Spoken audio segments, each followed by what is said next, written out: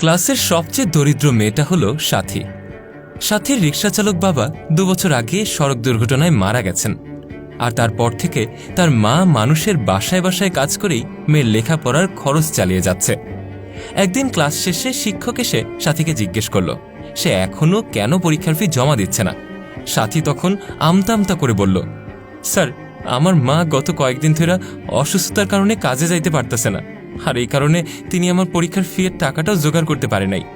এই কথা বলেই সাথী মাথা নিচু করে কাঁদতে থাকল। এই দেখে শিক্ষকের খুব খারাপ লাগলো। তিনি বললেন, দেখো সাথী, এই নিয়ে হীনমন্যতায় ভোগার কিছুই নেই। আমি জানি তোমাদের আর্থিক অবস্থা খুবই খারাপ, তোমরা অনেক গরিব, কিন্তু গরিব হয়েছে তো কি হয়েছে সাথী, এ নিয়ে নিজেকে ছোট মনে করার কোনো কিছুই নেই। আর এই পৃথিবীতে এমন অনেক বিখ্যাত মানুষ রয়েছেন যারা কিনা অত্যন্ত গরিব ছিলেন। আমাদের জাতীয় কবি কাজী নজরুল ইসলামকে তো তুমি চেনো, তিনি কিন্তু অত্যন্ত গরিব ছিলেন। সে অবস্থাতেও তিনি দারিদ্রতার সাথে সংগ্রাম করে নিজের সৃষ্টিশীল কাজ চালিয়ে গেছেন। তাই তুমি নিজেকে গরিব এই ভেবে আর কখনো ছোট মনে করবে না। আমি বিশ্বাস করি সাথী, তুমি জীবনে সংগ্রাম করে একদিন অনেক বড় হবে।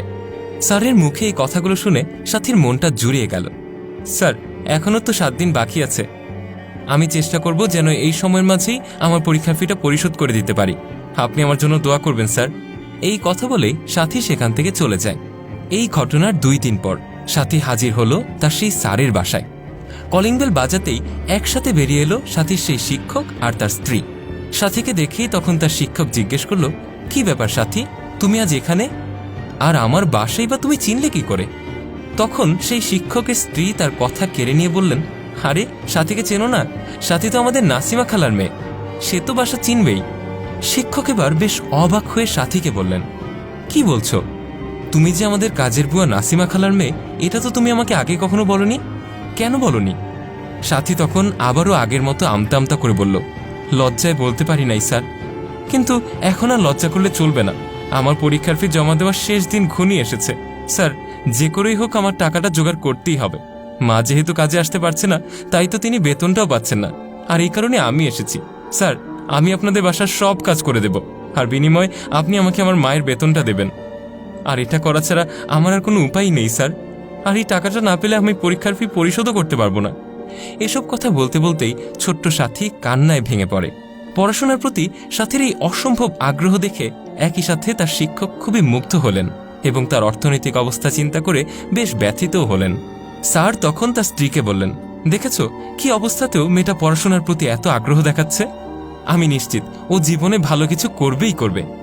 এরপর সাথীকে উদ্দেশ্য করে তিনি বললেন, শোনো সাথী, তোমাকে 1 মিনিটের জন্য আমার বাসায় কাজ করতে হবে না, তুমি বরং বাসায় যাও, বাসায় গিয়ে পরীক্ষার প্রস্তুতি নাও, আর আজ থেকে তোমার পড়াশোনার যাবতীয় খরচ আমিই বহন করব। এই কথা শুনে সাথীর তো আর আনন্দের সীমাই রইল না। আসলেই তো, আমরা যারা একটু হলেও সামর্থ্যবান আছি, আমরা কিন্তু চাইলেই পারি আমাদের আশেপাশে ছড়িয়ে ছিটিয়ে থাকা এমন কয়েকজন সাথীর দায়িত্ব নিতে, যারা কিনা তুখর মেধাবী এবং পড়াশোনার প্রতি তাদের আগ্রহের শেষ নেই, কিন্তু শুধুমাত্র আর্থিক অসচ্ছলতার কারণেই তাদের ভবিষ্যৎটা অন্ধকারাচ্ছন্ন হয়ে পড়েছে। যেই টাকাটা দিলে হয়তো আমাদের খুব একটা গায়ে লাগবে না, সেই টাকাতেই কিন্তু আমরা পারি একজন মানুষের জীবনটা বদলে দিতে।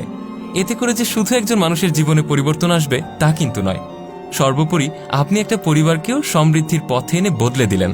আল্লাহ তাআলা নিশ্চয়ই এমন মহানুভব পরিচয় দেওয়া দানশীল বান্দাদেরকে পছন্দ করেন। তাই আসুন আমরা দানশীল হতে শিখি। ভিডিওটি ভালো লেগে থাকলে লাইক, কমেন্ট এবং শেয়ার করতে ভুলবেন না। কমেন্ট বক্সে জানান আপনার মূল্যবান মতামত।